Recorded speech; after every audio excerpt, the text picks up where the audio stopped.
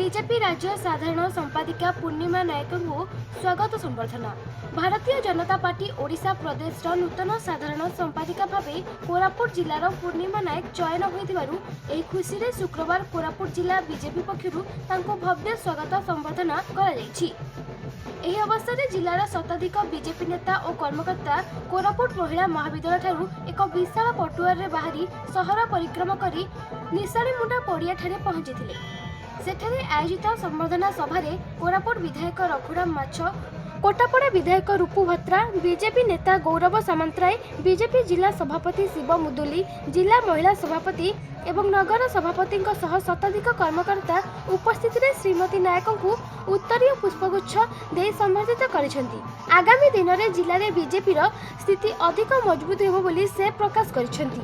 एही अवसर में पूर्णिमा को विपुल संबर्धना प्रदान कर समस्त बीजेपी नेता और कर्मी को से धन्यवाद जणाइछंती। बहुत खुशी अनुभव करुच्ची।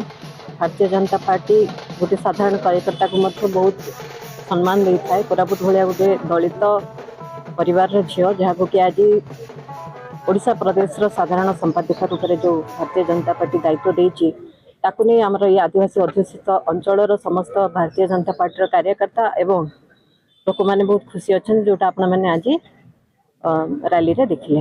जना पड़ी कोरापुट निश्चित भाव में सुदृढ़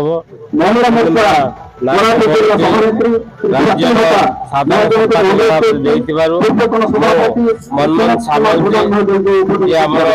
राज्य सभापति धन्यवाद देवे जे से आमको गोटे साधारण संपादिका देते तेणु ए दल सुदृढ़ हम। समस्ते खुशी अच्छा साधारण संपादिका भावे एभली एक दायित्व सांगठनिक नेतृत्व थिबा व्यक्ति विशेष को दि जाएगी जहाँ को जेहेतु आम दल हूँ साधारण कार्यकर्ता आधारित दल एवं कार्यकर्ता जहाँ को चाहिए ताहा को आज से दायित्व अर्पण कर जड़े दक्ष संगठिका आगामी दिन में नेतृत्व रे आम ये अंचल तथा अविभक्त कोरापुट अंचल केमिति प्रत्येक बूथ आरंभ करके शक्तिशाली हम एवं साधारण निर्वाचन हो कि पंचायत निर्वाचन हो कि से जेकोसी निर्वाचन हो नेतृत्व रे दल केमिति शक्तिशाली आगामी दिन रणांगन में अवतीर्ण हो उत्तीर्ण हम ये विषय राज्य योजना रखी दायित्व अर्पण कर।